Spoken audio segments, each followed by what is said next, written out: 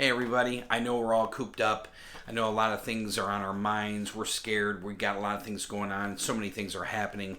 But I wanted to do a video about some of the things that we're doing and some of the things that I've read that might encourage you and uplift you to do some things instead of focusing on this virus, focusing on the good things in life. And so I wanted to share a few things that I've read, and I want to share a few things that I'm putting into this just to maybe take your mind off of things and help you get through this tough time.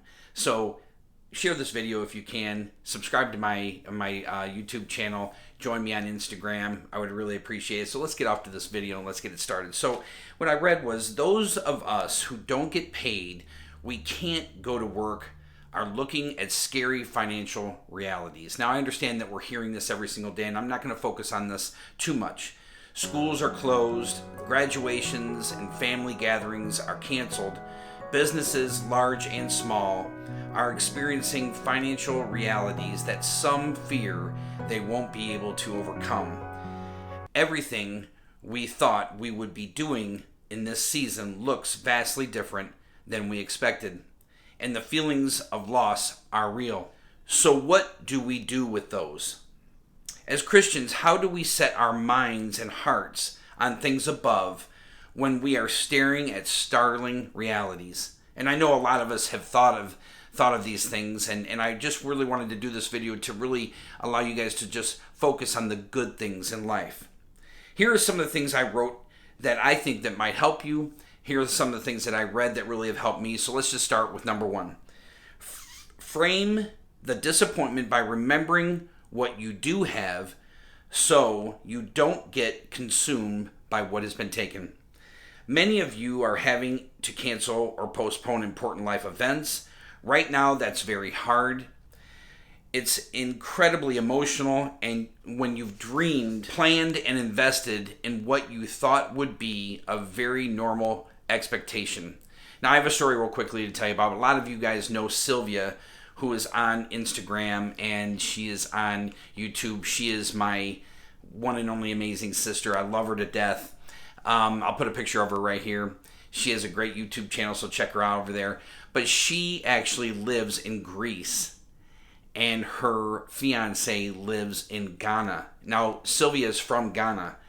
Sylvia just 2 weeks ago flew all the way to Ghana. She had her wedding planned.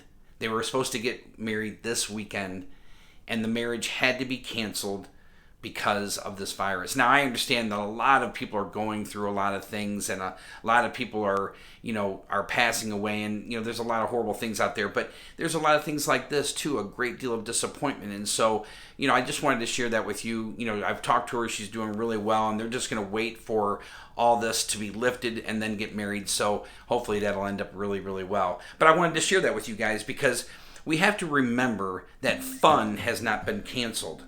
Love has not been canceled. Being good to other people has not been canceled. Learning and growing and maturing has not been canceled. Use this time to reframe what matters most and choose to celebrate in creative ways. Now, here's another thing. There's a awesome girl on YouTube, and her name is Kaylin, and her video, I'm going to put her YouTube picture up here, and you can see she's got this great video about how to handle the coronavirus as a mom and what she's doing with her kids, so you got to go check her out there. And here's another picture of her on Instagram. She has a great Instagram, but she did this video, and the video is just about having fun and just different ideas, and she does a lot of videos on Instagram as well, and so I wanted to shout her out because she does a lot of great things, and I think a lot of you should go to her channel just to see what you could possibly be doing in these times where everybody is cooped up. So go check her out. This may be a delay in our lives. Now, we all know that it is. This may be a distraction. Of course, it's a distraction. This may even be devastating for a season. But this is not your final destination. Remember, though the virus has canceled many events, it has not canceled God's goodness. Now let me repeat that. I'm going to put it all bold right here. It has not canceled God's goodness. Rest in that. Rejoice in that. And be so very reassured in that. Number 2, remember who God is and use that to bring some gratitude into your disappointment. God is a protector. He is protecting you from something you can't see. God is a provider. He is providing something if only you'll look at it. Jesus, because his provision is different, doesn't mean it's not good. God is present. Even when others are absent, God does incredible things in the unseen. God is faithful.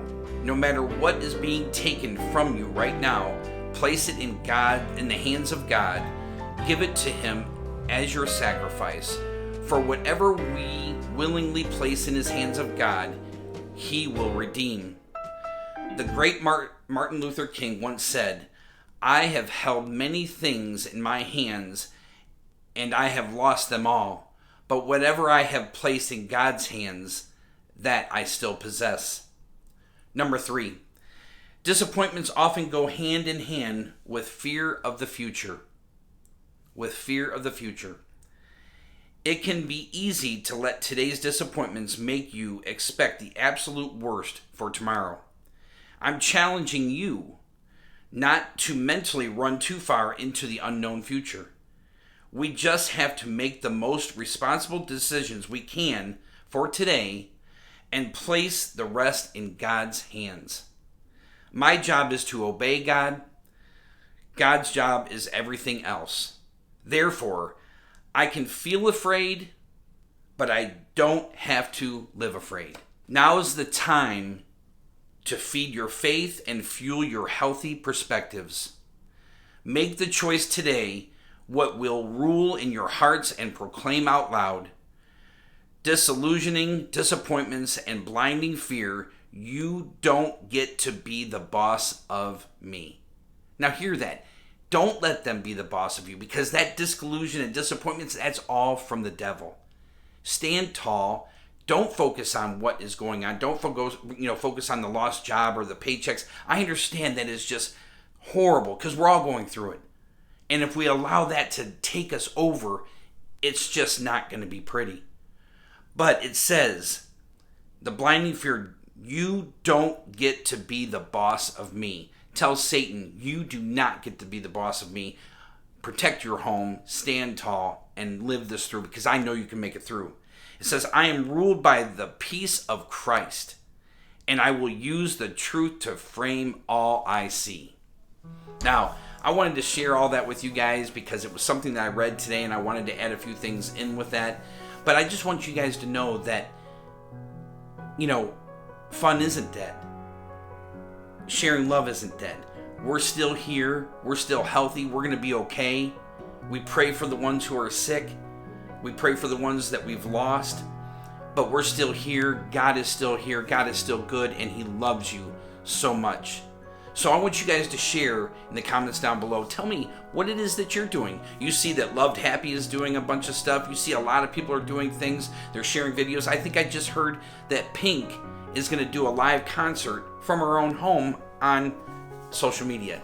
So we are just all trying to uplift and encourage each other. I pray that this video has put something, like some life into you. And I just pray that you guys are going to be okay, and you are going to be cautious in what you do and who you're around, and just wait this out and believe and have faith in the Lord and open up that Bible. He loves you so much. God bless you guys. Leave a comment below. Follow me. Share this video. Have a wonderful day, you guys.